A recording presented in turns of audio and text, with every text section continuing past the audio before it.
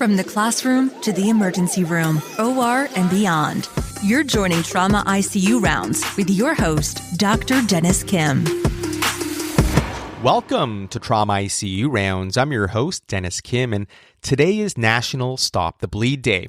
For those of you unfamiliar with the Stop the Bleed campaign, this is a collaborative initiative that is volunteer-led with a single goal in mind, and that is to save lives by training people across the country how to stop traumatic bleeding. This includes key skills such as 1, applying direct pressure, 2, packing wounds, and 3, placing tourniquets to bleeding extremity wounds. Over the last few months, several of my colleagues from across the country and I, under the leadership of Dr. Kenji Inaba, Jim Dodd, Mark Gestring, and the Education Committee of the American College of Surgeons Committee on Trauma, have developed virtual or online materials that can be used to host a virtual Stop the Bleed course. More on that towards the end of today's rounds. So before we jump into today's episode, which I'm really pumped up about, and I know I say that a lot, but seriously, I'm really pumped up about today's episode, I have a couple of asks of you, our listeners. First, check out last year's episode dedicated to tourniquets and Stop the Bleed Day. That's season 1. Episode 11. It's a quick listen, about 18 minutes. And second, please visit the stopthebleed.org website. If you haven't been trained, you can look for and register for courses in and or around your area. Finally, if you're an instructor, please check out the recently posted materials that can be used to host a Stop the Bleed class online or remotely. Now, for rounds. So just this morning, I made my way across town, up the 110 freeway from Harbor, UCLA in South Los Angeles to LAC+USC, or Big County, in Boyle Heights. I am very excited to be hosting our first in-person podcast episode interview since the pandemic started. And who better to have on the show than one Dr. Kenji Inaba.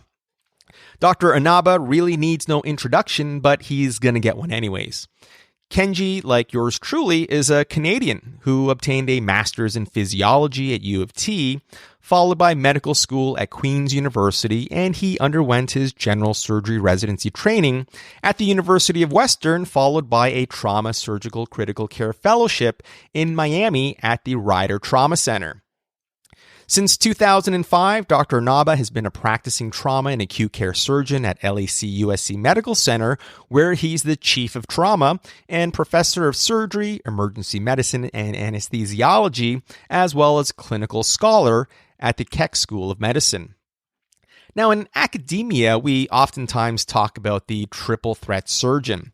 That is someone who excels not just clinically, but academically in the areas of research as well as education. Needless to say, Kenji, well, let's just say not only meets, but smashes when it comes to academic excellence. He's the recipient of countless research grants, has been an invited speaker at hundreds of national and international grant rounds and conferences. He's the recipient of numerous teaching awards and has published more than 600 peer-reviewed articles with more than a couple of dozen awaiting publication. Book chapters, co-editor of textbooks, mentor, an officer with the LAPD. I could go on and on, but seriously, let's get these rounds started. Kenji, it is so good to see you, dude. Dennis, thank you so much for coming to visit us. It really is great to see you. And thanks for coming all the way across the city. Yeah. Looking forward to having a little lunch from the cafeteria. I hear it's much nicer than ours down in South Torrance. Absolutely. So what is new and exciting with you during these times? You know, it's been very busy here in Los Angeles. I know I've spoken to all the surgeons at your institution as well as the guys all across the city. It's been exceedingly busy this winter. You know, in all the years that I've been here, I think this is my 16th or 17th year here in LA, and it was very busy. So, it's kept us running, that's for sure.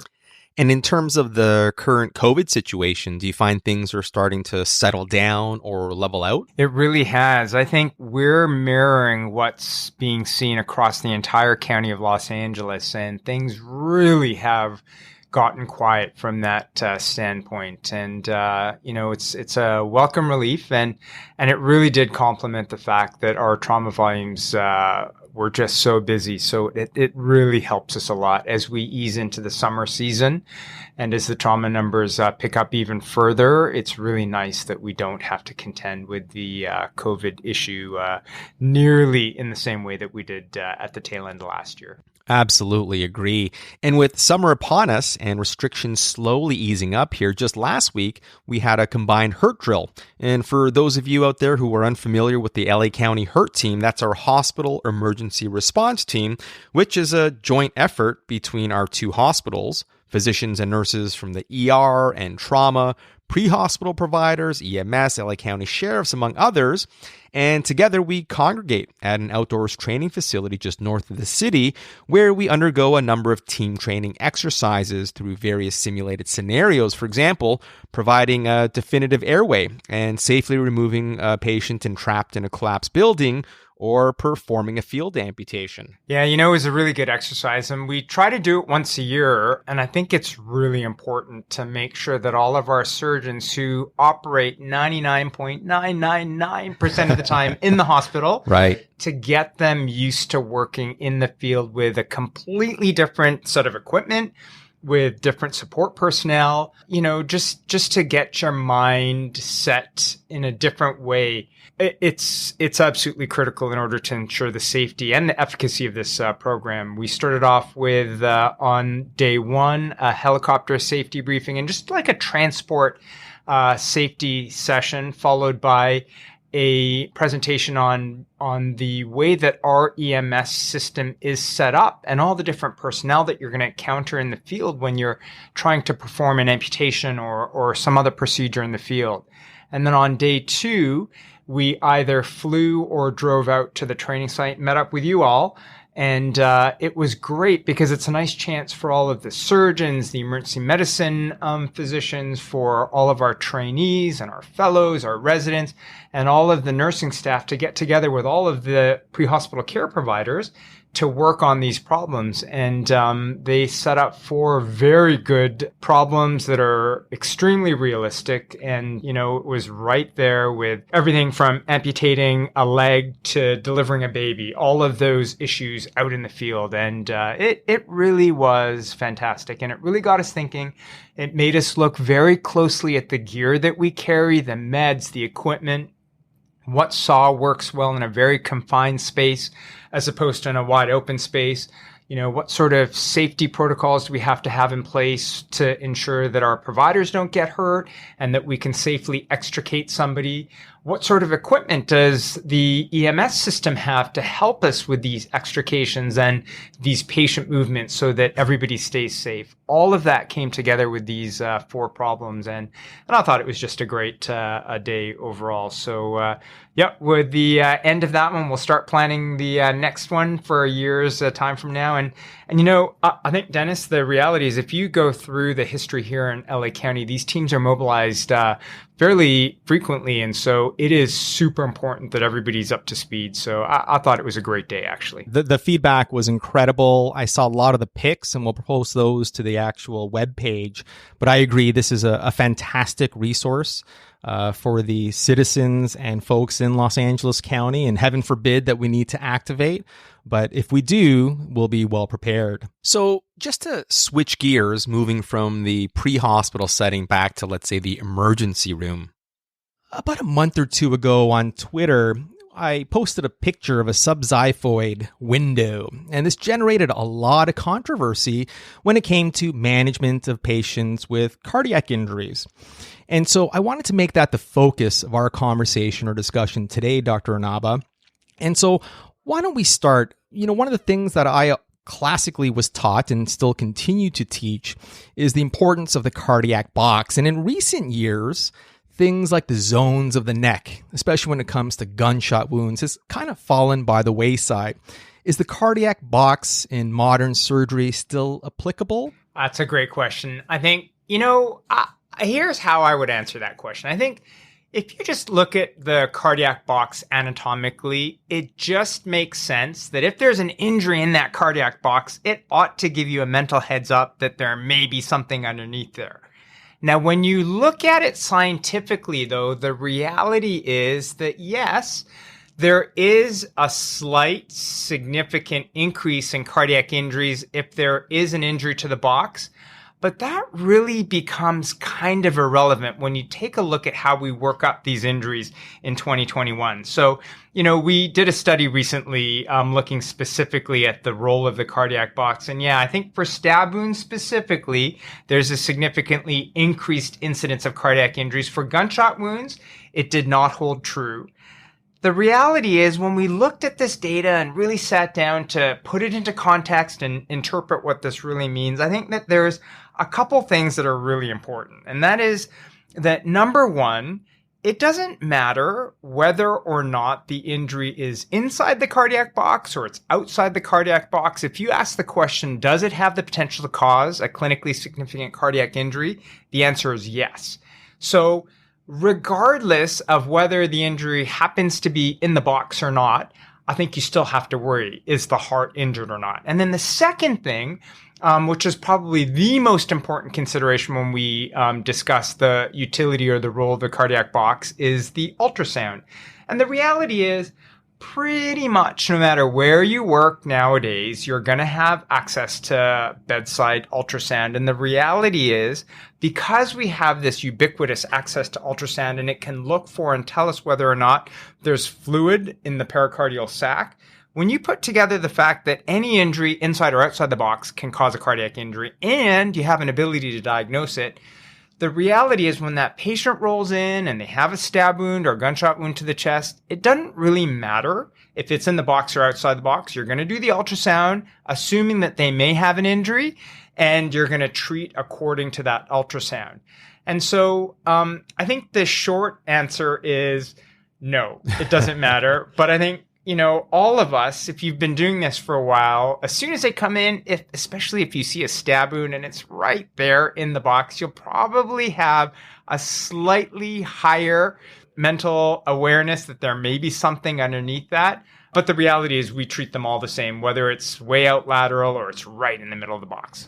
Yeah, ABCs. And again, these patients, when they do have a clinically significant cardiac injury, just have this common appearance.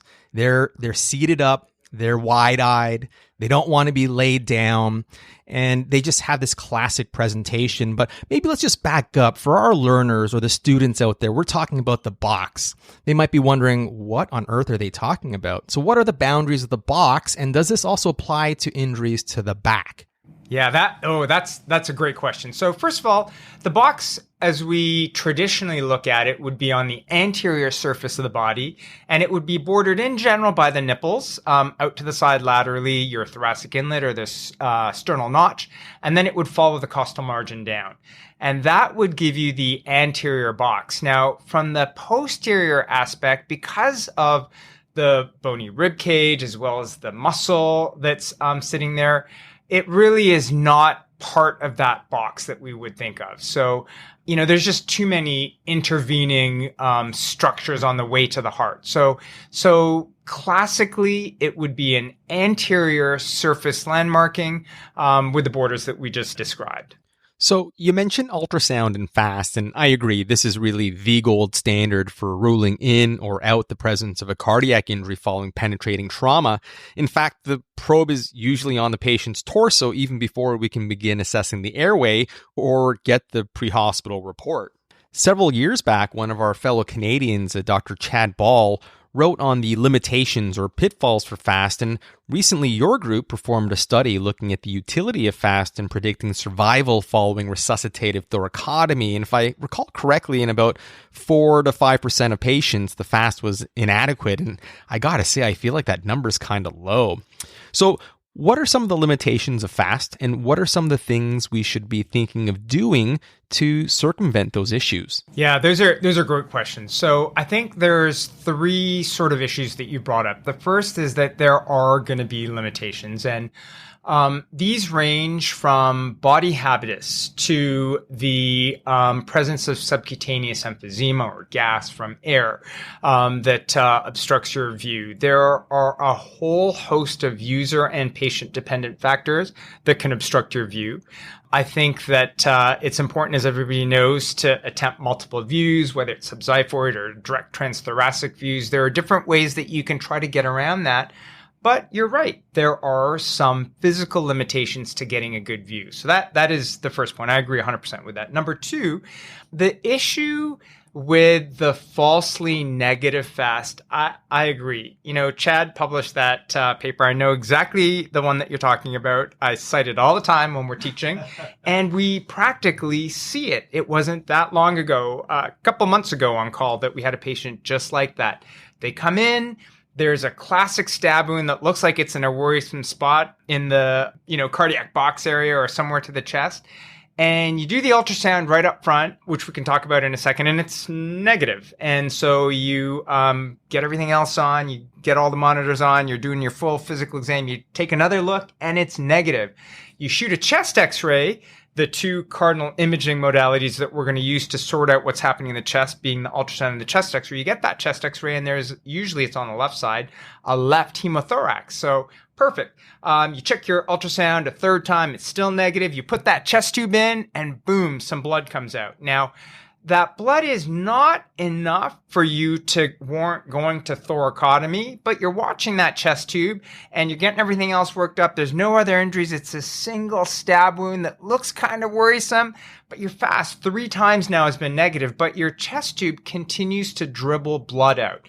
I think in a patient like that, which is who you're describing, and that's the paper that Chad wrote, you really need to be wary that stab wound has gone through the thoracic cavity, it's gone through the pericardium and opened up a pretty big hole in the pericardium, and then the tip of that knife has gone in and caused a clinically significant cardiac injury. Now, every time that heart expels some blood, it goes into the pericardial space, and normally it would be trapped there, but especially those injuries that are a little bit more dependent, that force of the heart pounding is going to just push it out through this large pericardial gap, and you get this falsely negative pericardial fast with this dribbling of blood out of the chest tube. And I think we all need to be very cognizant that you've got a missed cardiac injury with a falsely negative fast. So I think you and I have seen it multiple times. There's a nice manuscript that Chad did that outlines that, and it's a great pitfall that we need to worry about. And then I think the third question was about the resuscitated thoracotomy. And so, I agree. I think that's a really good question. So it's a whole different type of patient that we're talking about. And I know we could go on for the entire segment on just resuscitated thoracotomy, but the reality is when a patient comes in cardiac arrest and we have to make a decision, are we going to do anything at all? I think the first point I would make is that if you're ever going to do resuscitative thoracotomy, the penetrating chest wound, especially if it's a stab wound, that is your highest yield patient and probably the best type of patient that is arresting that you should do a resuscitative thoracotomy on. Especially with a stab wound, the outcomes can be really good. So the save rate or the recovery rate is excellent.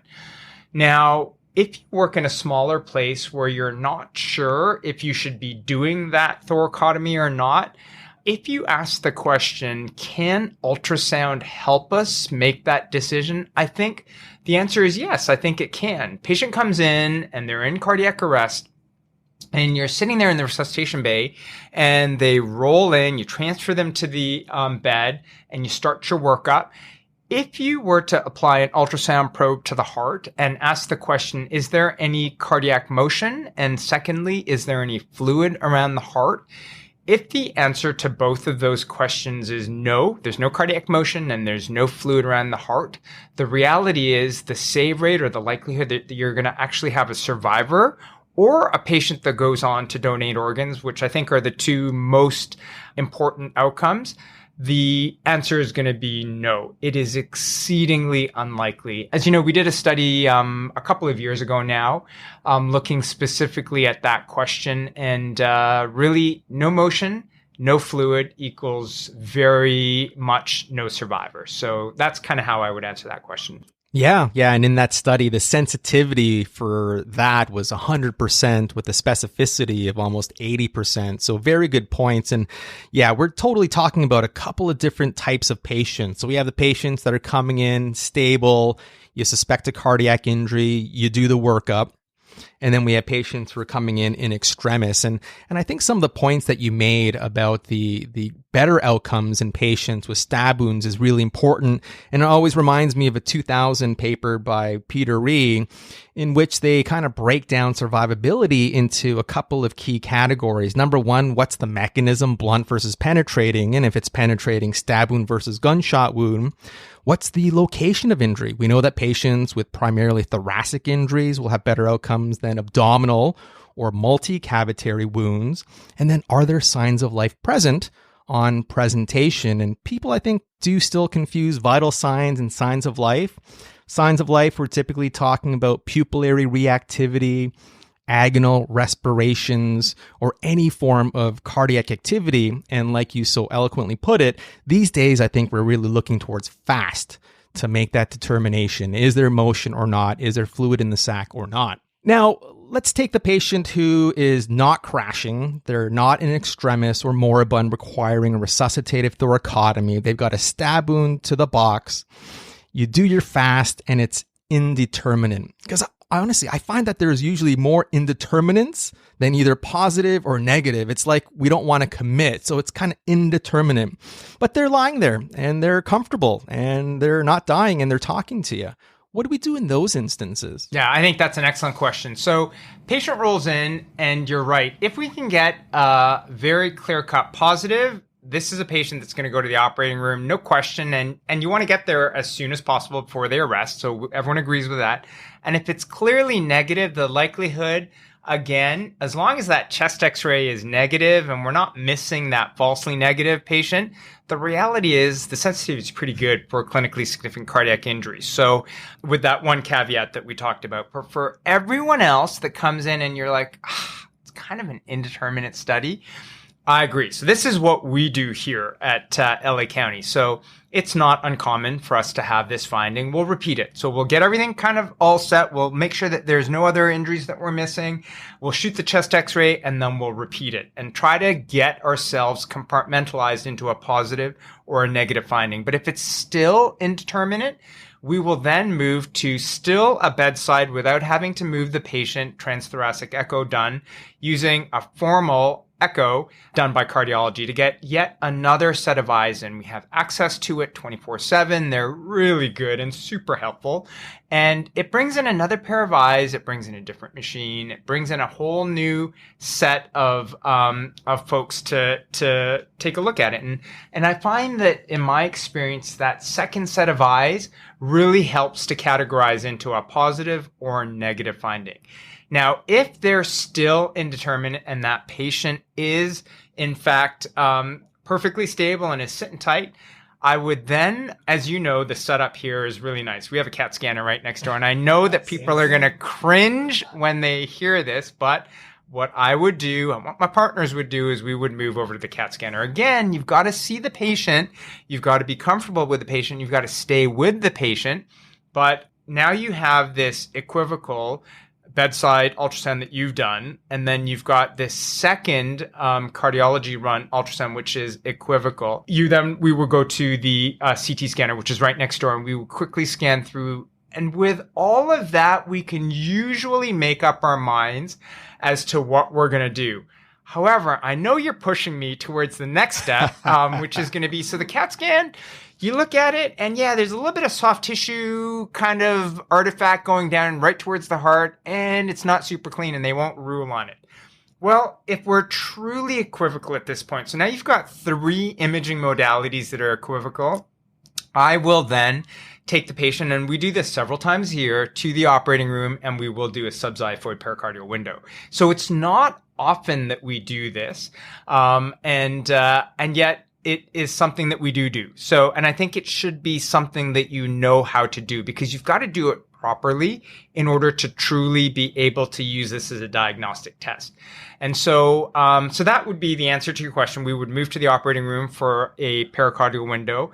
And I think that in the operating room, the key to doing a good pericardial window is to set everything up. So this is something that you want some help. You want to have an excellent view, not just an adequate view. You want to have everything perfectly opened up and ready to go. Because again, this is a patient that should be able to tolerate that. If they're acting at all like they truly have a cardiac injury, this is not what you want to be doing. So you've got some time in this sort of patient. You're going to get all your retractors in. You're going to haul up on that sternum so that you have that perfect view. You want to make sure that your incision is sufficient so that you can really see it. You want to clean that pericardium off so that it's all set to go. You want to grab it with some Alice's so that there's no blood dripping down that you're going to mistake as to if it's positive or negative. And when everything's set, then while everyone's watching, you're all ready to go. You make a snip, and then you can make a determination. Is there a bloody fluid in there, or is it nice, clear pericardial fluid that you're looking at? And I think that is the key. That is the situation that you would do it in. And that is the way that you would do it to make sure that you get a binary yes or no answer. Because if it's yes, then you're going to continue that on and you're going to do that sternotomy. So Great points. And I think the whole idea of being prepared and setting up your exposure is critical. You need to be ready to do a median sternotomy in the case that your patient does crump upon induction, which again would be more of an indicator that there is some underlying tamponade physiology. So we've done several of these over the last couple of years. And I also agree with chest CT in patients who remain hemodynamically stable. And you're right, people do cringe. One of my partners, Dave Plurad, who trained here at LAC+USC, we put out a paper a couple years ago on the utility of chest CT for penetrating cardiac injuries. It finally got picked up in some obscure journal after being rejected from JT and the usual players. But I do think it can be helpful. Now, when it comes to that window, I agree. We got to set it up. We do all that. You make your incision, and there's like some pinkish tinged fluid that comes out. It's not frank blood. There's no big clots, but there's blood tinged fluid coming out. So what do we do at that point? That's a really good question. And I don't know if you're pushing me to drain it, but I'm going to give you my answer, and then we can, if that's why you're laughing right now, then we can discuss it. So I will tell you that we are suspicious enough with the tract and with the 3 imaging tests that we've done to this point that we're actually in the operating room and the patient's under general anesthetic. If there is any blood at all in that, if there's any tinging, because we've set it up. So this is a clear cut, perfect cut, and it's not perfectly clear fluid that comes out. In my practice, and I think I'm speaking from my partners as well here, we would then carry on. That would be the trigger to do the median sternotomy. But I know that recently, actually at one of our recent meetings here in Southern California, I think there was a resident presenting on a series of patients from Las Vegas, if I'm not mistaken, looking specifically at this sort of patient and, whether or not you can just drain, like irrigate it out. And if that irrigation becomes and remains clear, just leaving a drain in place. And so here's how I would answer that. So I think number one, the whole concept of whether it's a percutaneously placed or intraoperatively placed drain for the pericardium can be used as a temporizing measure. And there have been several series. I think one of the more recent ones is from Denver, looking specifically at as a temporizing measure to bridge them if immediate sternotomy is not available, to the point where they can have that chest opened and that injury dealt with properly. I think that, it is a tool. It wouldn't be in use here at LA County because we have immediate access to a median sternotomy. But in some places, that may be something that can temporarily bridge someone to definitive surgical care. So I would agree with that. With the patient, though, that we're talking about, I think that there simply isn't enough data to support doing that universally. Now, I know that you and I and many of the people listening have opened the chest, done that sternotomy, and there's a hole there for sure. There's like this tiny little stab wound usually. Pericardium. And it's there. And either the pericardium was stabbed and there's no, like you look at the heart and you look at it again, you look at the backside, you look at the sides, there's nothing. Or you do see a cut partially through the cardiac muscle. And it's either not full thickness or it's so small that it's sealed off. And because most knives have a tip and it starts to broaden out, maybe the very tip of the knife entered into the heart, but the myocardium's actually cut, but there's no leak of blood from the inside of the heart to the outside. We've all seen that. And, maybe you put a stitch in it because you're already there, and to prevent a pseudoaneurysm later on. But the reality is, really, could you have left that alone? The answer is yes, you probably could have done that. So we know that there are cases like that will bleed a little bit, or the hole in the pericardium lets fluid in from the outside in, and you register that as a positive FAST. But I would say that despite all of that, the incidence of that is relatively low, and the evidence to support some sort of drainage maneuver, irrigation and drainage, is not robust enough to make that a universal practice. So we do not do that here, but, we have an open mind. We're, as you know, super aggressive here at LA County about pushing the envelope. And so it's definitely something that we talk about, and we're always open to the idea, but I think it has to be done in a very clear-cut, safe, conservative way, and it's got to be studied so that we really know what we're doing. So that's kind of how I would answer that question. I know it's super controversial, and it came up recently here in LA, but that's what I would answer. We are not doing it, but I certainly am open to the possibility of it.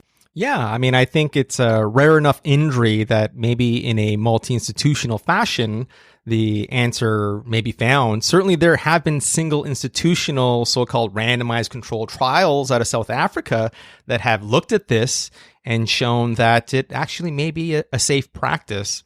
But I agree, our practice as well would be to do a median sternotomy. And I've had my fair share of patients that had a partial injury. We'll still have the residents sew on it because we're already there. And again, like you mentioned, the risk for a pseudo-A is always there. And then enclose the patient. And fortunately, these incisions are actually well tolerated. And many of these patients are young, healthy, and amazingly leave the hospital within about 3 or 4 days. Now, I do want to emphasize one of the points that you made, which I thought was great, and that's the role of pericardial drains or pericardial window with drain placement in patients who are maybe unstable or manifesting tamponade physiology. Specifically, if you are without surgical capability or in a remote hospital setting, and there certainly have been studies to support that practice. And again, we do want to distinguish these patients who are symptomatic, hemodynamically unstable, versus the patient that we were talking about who's kind of got this equivocal findings on FAST, equivocal findings on CT, and remains hemodynamically stable. One of the modalities that I haven't seen a lot written about is the utility of diagnostic thoracoscopy. Is that something that you've ever considered, or do you think that there would be a role in patients who have that equivocal FAST, the equivocal CT stable, to just stick a camera in there and take a look from the left side at the pericardium and the heart? That's a great question. And again, for investigational use, I'd say absolutely. We don't do that as a matter of practice right now, but it's certainly something that, ought to be studied, 100%. So we have a number of different courses through the American College of Surgeons, including ASSET as well as ADAM. And as we go through a course like ADAM, we're taught a number of different ways and tips and tricks to manage cardiac wounds. So let's shift gears. Instead of a simple laceration to the RV, which is the most commonly injured chamber of the heart, let's take the example of someone who's got a gunshot wound to the left ventricle, so a larger wound. This patient arrests in the ER, you perform a resuscitative thoracotomy, and you got your thumb on this hole. You're in the OR now. what are some options and some considerations intraoperatively in terms of approaching these sorts of injuries? Yeah, that's a really good question. And I think I would say a couple things. So first of all, even in a place like this or your institution, even at these busy trauma centers, the reality is it's relatively rare to see a patient that has a gunshot wound that has survived to the point where they're alive and in the operating room and you're about to launch into fixing it. So the reality is the vast majority of the injuries that we fix, and it's not an uncommon injury, is going to be a stab wound to one part of the heart or another. And really the most common thing that we're dealing with that's anything out of the ordinary is if there's a vessel that's been cut, one of the coronaries on the way in, and you've got to kind of situate your sutures around that. But usually, for the most part, they're very straightforward injuries to close. We'll close them with a Prolene relatively thick, like a 2.0. And we want to have a nice tapered needle that's as large as possible so that you just want to make the job as simple as possible. The only other thing I think is if it's a posterior injury, making sure that you get everything ready so that you can attack that posterior injury without having the heart arrest is key. And just being aware that that's what's going to happen. Whether you gently lift it up and so, or you slowly stack things up to let the heart accommodate. Just being cognizant that the posterior injuries are to not be missed, and you need to look for them, and to number two, make sure that you take your time when you approach it, so that you do as good a job on the backside as you do on the front side. Now, with gunshot wounds specifically, although they're rare, you're right. I think the gunshot wound is a far more destructive injury, and not only is it the actual hole itself, but there's usually devitalized tissue that needs to be debrided around the site of the hole itself, which is very difficult often. And unless it's an apical or a skiving injury, there's often two that you have to deal with. So I think there's a couple principles that are important. So first of all, if the patient arrests, like the patient you're talking about, trying to whip something in the emergency department, if you have to do it, great. But if you can, like you said, stick your finger on it, get the heart back, and the heart's moving, and you can either occlude it with your finger and hold it there, or use a balloon like a Foley to keep that occluded, it is far better to deal with it in the operating room. So I think that would be my first statement when it comes to gunshot wounds. Number two, I would, once up in the operating room, again, really communicate in these situations with anesthesia to make sure that you're doing things in concert with the resuscitations. You don't over resuscitate this patient, because there's this tendency, of course, to the patient's just arrested, they have a hole in the heart, maybe they have two holes from this gunshot wound. Let's just dump all this fluid and blood product into the patient.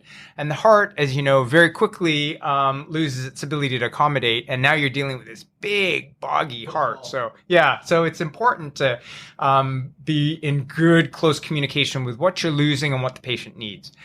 And then number three, I think, if you've done the thoracotomy because they're arrested versus doing the median sternotomy because they haven't yet arrested, either way, you really want to make sure that you've got things as open as possible. And if you had to go in through a thoracotomy to access that gunshot wound, and you really have a suboptimal view, and the patient's alive, and this might be a savable patient, and you need to come across the sternum in order to get good access to the heart, well, then that's what you got to do. So I would say, as the next thing, before making any definitive moves on the heart in the operating room, really make sure that you've optimized your exposure, especially if you had to get through the left thoracotomy to kind of get them alive and get the heart sparked up. Once you're in the operating room, optimize everything. And if you have to do the clamshell, just go ahead and do the clamshell. Once all of that is ready to go, then I would say you've got to look at the heart, and you really have to decide, where are the holes? Are the coronaries injured? Is there a posterior hole and an anterior hole? Is it a skive? What really needs to be fixed and closed? And then number two, what needs to be debrided and devitalized? And so those are the two decisions that you have to make intraoperatively. And this is the one situation, for the the vast majority of injuries to the heart that survive and make it alive to the operating room, they're all stab wounds, and we don't need to use pledgets as long as you're careful. And again, you're using a good suture and you're taking your time with a good needle. But with gunshot wounds, often because you've got this tissue that's kind of raggedy and you may have had to debride away a little bit of stuff in order to clean it all up. In gunshot wounds, with these patients, you may need to use pledgets in order to be able to get everything kind of reopposed. I think the same principles that we adhere to for stab wounds, which is really at that initial operation just to deal with the outside of the heart and to close it so that no more blood is leaking outwards, still holds for gunshot wounds. And so you're not trying to detect whether there's a, VSD or there's like a valvular. If the patient's alive, your goal at that index operation is simply to seal up the outside of the heart, debride off any dead tissue that's there, and with gunshot wounds to specifically maybe use pledgets if required to bring it together. But that really is the goal. So I think those are the different principles that I would think about with a gunshot wound and how they're different from your approach to a stab wound to the heart. Really great points. And I think our buddy Scott Weingart would agree. Clamshell thoracotomy have a low threshold to perform that. And like you emphasized, I think when patients do go into cardiac arrest in the setting of cardiac tamponade or a devastating cardiac injury, the access through that left anterolateral resuscitative thoracotomy is really inadequate. So clamshelling these patients to get that panoramic view of the mediastinum in all chambers of the heart are critical. Now, when it comes to sewing on, let's say, the back of the heart or in an area where, near the atriocaval junction, have you ever utilized pharmacologic agents? And specifically, I'm thinking of adenosine to kind of just give that heart a momentary pause so that you can get to those difficult to access locations? Yeah, that's an excellent question. The answer is no. I think it's something that's there as an option, but I have not had to resort to that. I do think in those tough spots, it really is a two-person job. So you need to have an operator that's going to sew.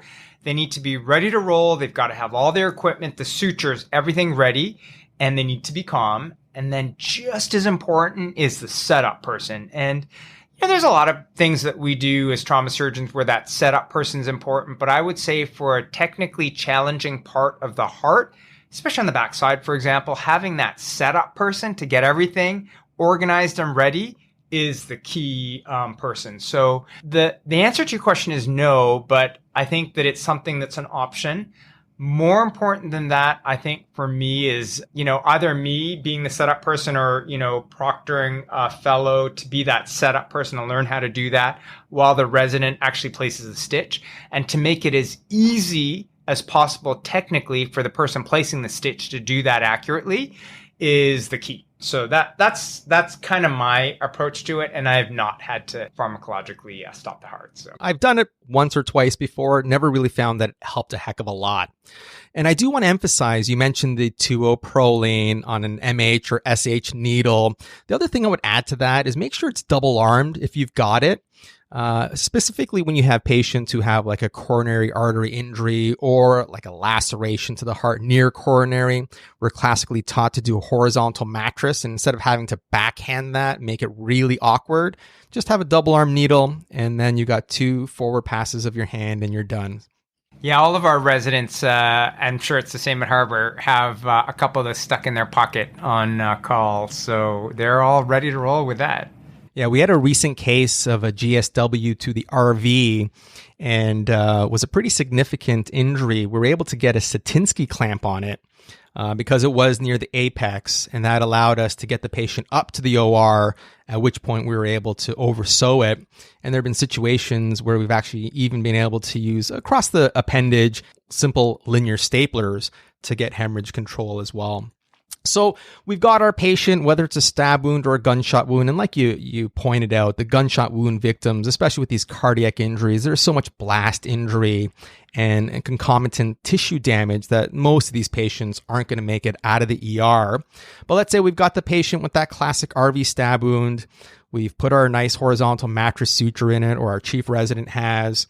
What do you do at that point? Is there a need for a drain? If so, where do you place it? And then do you close or leave the pericardial sac open? Yeah, those are really good questions. So here's my practice. So the first question that I would ask is, as you set up the closure, is have you had to or do you need to, based on your chest x-ray, enter the pleura on either side? And I would always take the time to ask the question, do we need to enter the left side? Do we need to enter the right side? Do we need to suck out any blood? And do we need to drain those from the center using an angled chest tube? So that'd be question number one. Question number two is, do we leave a mediastinal tube? And I always do.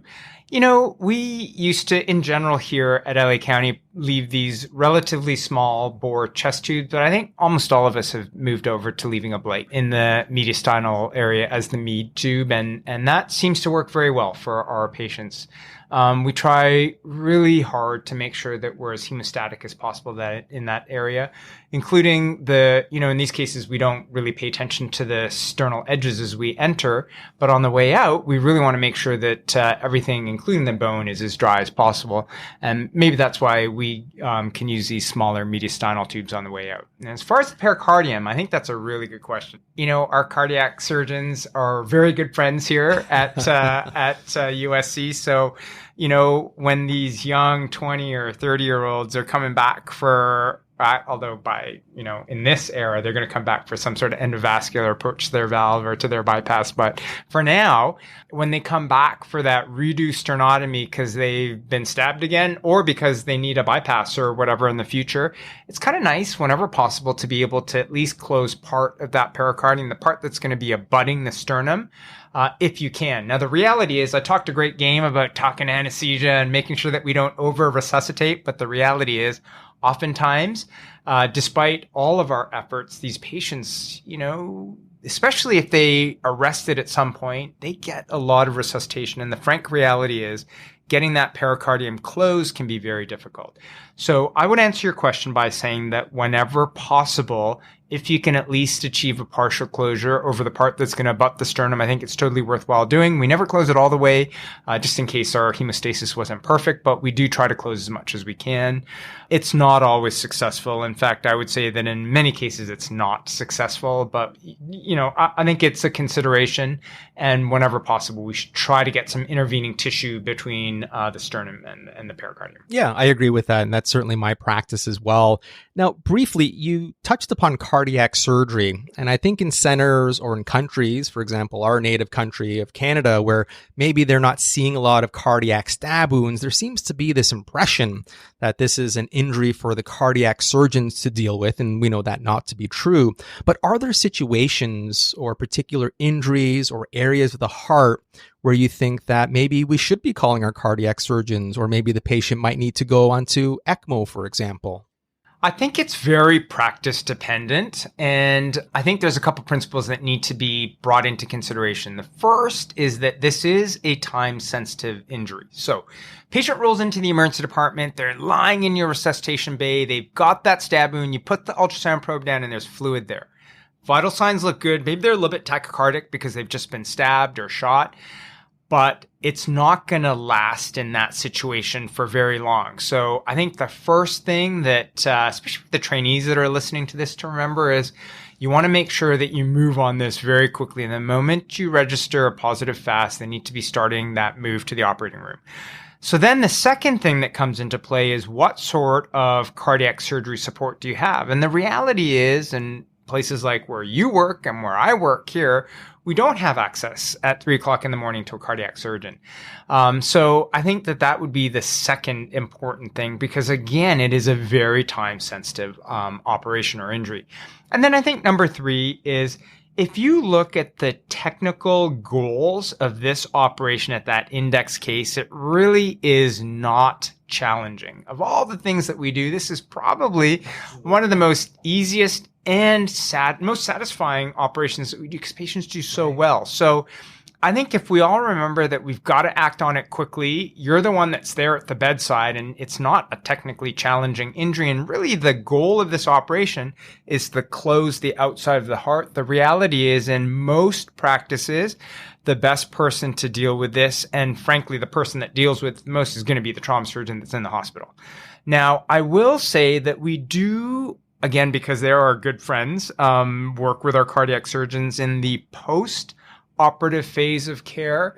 I think all of these patients that come in, whether it's a stab wound or in those relatively rare gunshot wounds, they can have a valvular injury or they can have a septal defect. There can be a gradient across the heart. There can be the development of an aneurysm or all these sorts of things. So I think that it's mandatory in patients that you get them through that initial index operation and they're alive and it's, day 2 or 3 and they're looking really awesome. We will always get an ultrasound to look for any structural defects that are residing within the heart that you just fixed.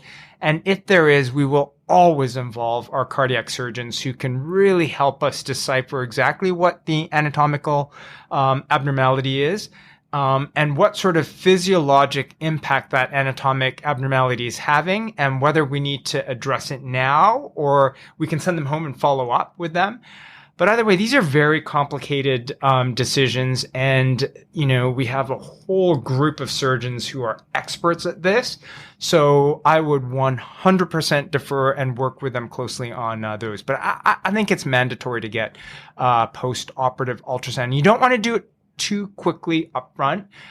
So we usually wait till day 2 or 3 when things have had a chance to settle, the edema's gone down. And we're looking for structural defects, clot burden, things like that. Things that, the reality is the vast majority of these, if we do find them, are not going to require surgical management, but it's super important that we know about them before they go home. Absolutely valid points. And I think the idea of getting a post-operative routine echo is an important strategy. So I know you're super busy. You've got interviews going on. It's the middle of the week. Before we end the podcast, May is Stop the Bleed month. And obviously you've had a large role to play with regards to Stop the Bleed education nationally and internationally.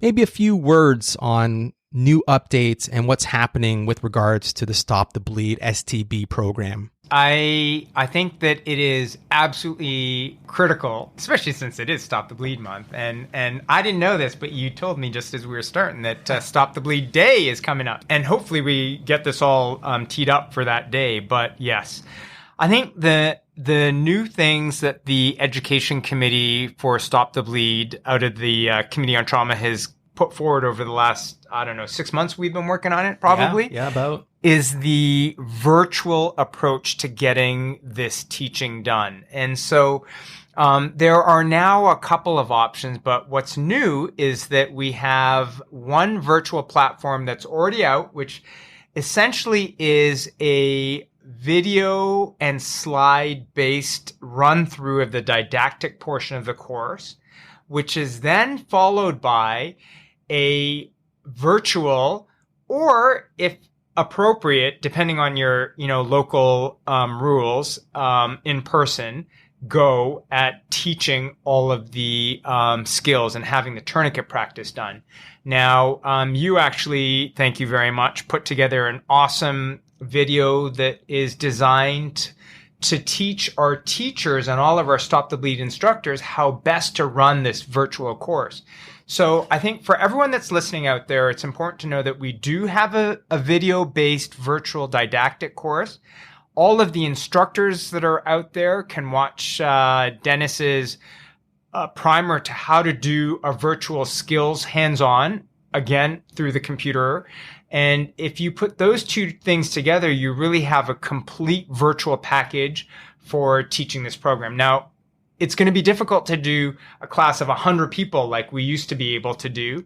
The numbers are going to be much smaller, but I think it's a very effective way of getting the principles across and the practical aspects of the course across as well.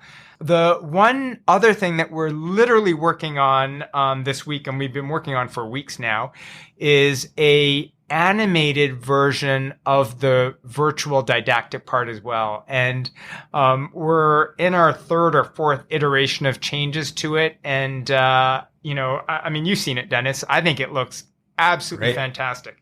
We've partnered with UC Santa Barbara, and there's a group of students there that have really done an absolutely phenomenal job of putting this animated program together. It's just, I think it's a lot of fun to do the course. It's very interactive. And I think it's going to be the way of the future, to the point where we may simply use that, even when we're fully back to doing in-person courses. You can log on, do this didactic part, and then either do an instructor-based virtual skills portion, or you can do it in person. So there's going to be a lot of different options for how you can get this teaching out there. And if you're a student, how you can learn the Stop the Bleed. But I think the important thing is that the college really hasn't sat back through this COVID and the restrictions. They've really taken a very proactive stance and said, look, this is really important core knowledge. How can we best safely get this out to the public? And I think they've done an outstanding job all around. I completely agree. I think the efforts and the work of the education committee of the ACSCOT has done a fantastic job, really kind of moving to more of a virtual/hybrid course. And I also agree with you. I think that the principles and the lessons to be learned, particularly among non-healthcare professionals, can be life-saving. And we've seen an increase in the utilization of tourniquets in patients with penetrating and blunt extremity vascular injuries. And proper application saves lives. So please do check out the stopthebleed.org website. There's a lot of resources on there. And if you're questioning the potential differences between a virtual versus in-person course, there are a couple of RCTs actually going on right now to answer that exact question. Well, once again, thank you so much for joining us on Trauma ICU Rounds, and thanks to this week's guest professor, Dr. Kenji Inaba, the Chief of Trauma Surgery at LAC+USC. If you like what you're hearing, make sure you let us know and share it with the world. You can leave us a kind comment at iTunes or wherever you normally download your podcasts. If you haven't taken a Stop the Bleed course, or you're an instructor and looking to roll out the course virtually, please do visit stopthebleed.org. Until next time, please keep reading, stay safe, take care of yourselves and one another.